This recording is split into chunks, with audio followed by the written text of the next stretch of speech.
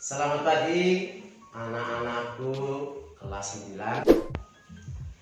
Pagi hari ini pelajaran IPA terpadu dengan materi listrik statis.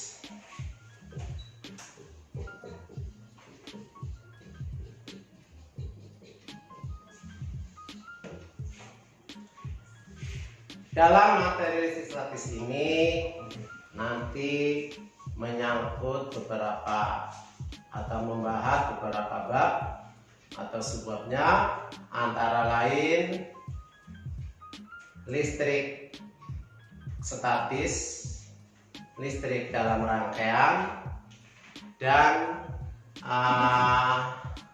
penggunaan atau konversi energi listrik. Baik, untuk pertemuan hari ini Bapak tanyakan dulu, semuanya pada sehat? Masih punya semangat? Oke, saya yakin semuanya dalam keadaan penuh semangat untuk pembelajaran materi fisika pada hari ini. Pada listrik statis yang kamu amati pertama adalah sifat dari suatu materi. Oke.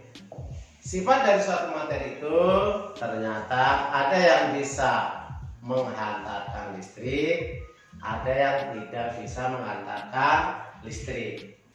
Sebetulnya listrik itu apa yang bergerak? Ternyata adalah perpindahan elektron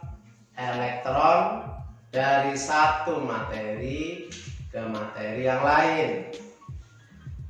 Jadi tadi ada elektron,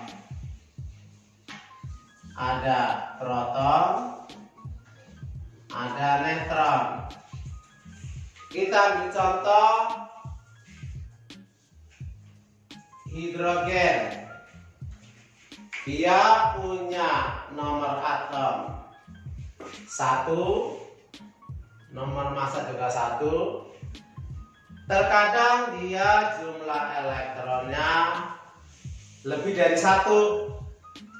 Maka suatu materi yang jumlah elektronnya lebih banyak, dia bermuatan negatif. Sedangkan suatu materi yang elektronnya lebih sedikit dari protonnya, maka materi tersebut bermuatan positif.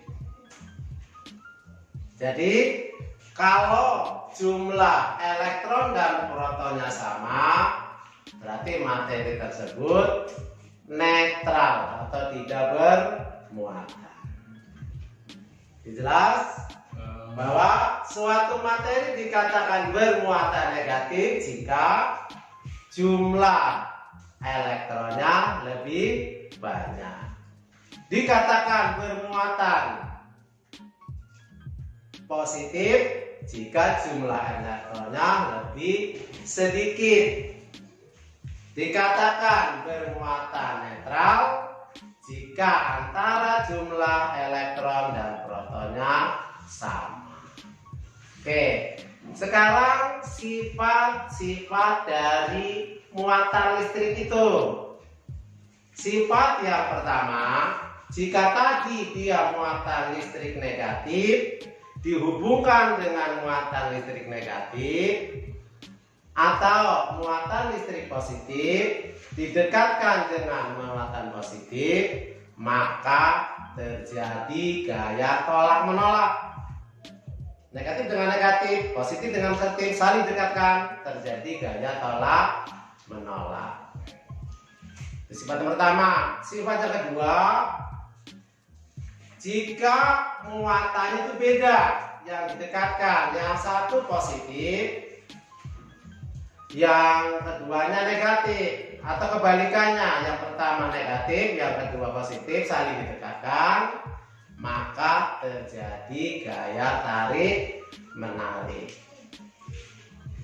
Oke, Jadi kayak tolak menolak, sifat yang pertama jika yang didekatkan muatannya sama, positif dengan positif atau negatif dengan negatif.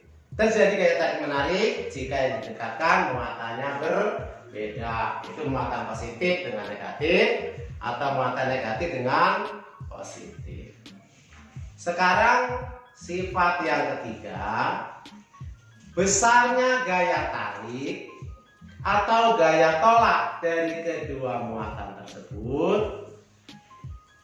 Yang pertama kali menyelidikinya adalah Mr. Coulomb, sehingga dikatakan hukum Coulomb. Kalau kebetulan yang pertama mengotak-atik atau menemukan kalian, maka bisa dikatakan hukum kalian. Kalau ada yang pintar di sini nanti, saya mudah-mudahan sih ada nanti kelak ya. Oke. Bagaimana bunyi hukum Coulomb? Besarnya gaya tarik menarik atau tolak menolak suatu muatan, besarnya berbanding lurus dengan besar muatan itu dan berbanding terbalik dengan jarak kedua muatan, sehingga dapat ditulis dengan persamaan F sama dengan K kali Q1 kali Q2 per R pangkat 2. Ini Newton ya. Jadi F gaya tarik atau gaya tolak, satuannya Newton atau Dine. K konstanta pembanding, besarnya 9 kali 10 pangkat 9 Newton meter kuadrat per Coulomb pangkat 2. Q1 muatan pertama, satuannya Coulomb. Q2 muatan yang kedua, satuannya Coulomb juga. R jarak kedua muatan, satuannya meter. Jadi yang tadi K konstanta ini suatu nilai ketetapan yang besarnya 10 pangkat 9 berarti berapa? 1 miliar Newton Coulomb pangkat 2 per meter pangkat 2, itu besar konstanta. Coulomb meter pangkat 2 per satuan daripada konstanta Newton meter pangkat 2 per Coulomb pangkat 2.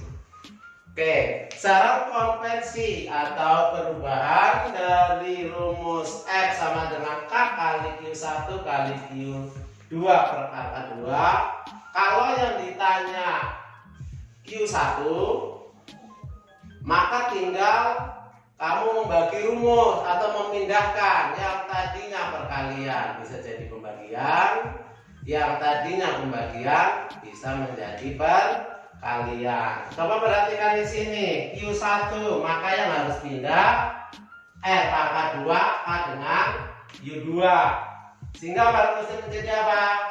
Q1 sama dengan, nah ini F nya tetap, F, R nya pindah, tadinya kan dari pembagian pindah jadi perkalian, berarti kali R2, K nya tadinya perkalian, berarti pindah akan menjadi pembagian, berarti K kali Q2.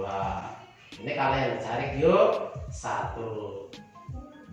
Cara kalian dicari Q2 sama, berarti yang pindah nih R nya menjadi perkalian per K kali Q1. Nih. Sekarang kalau yang ditanya R jaraknya, berarti yang pindah adalah F. Tadinya dari akar, kalau pindah posisi berarti jadi pangkat, jadi dari pangkat pindah jadi akar. Berarti akar F per Q1 kali Q2. Jadi satu rumus bisa dikonversi atau bisa dicari Oke, nanti kita coba dengan penerapan rumus-rumus hukum Coulomb. Sementara penjelasan tentang listrik statis, dan dulu kalau ada pertanyaan nanti bisa lihat di WA kalian masing-masing. Sekian, terima kasih.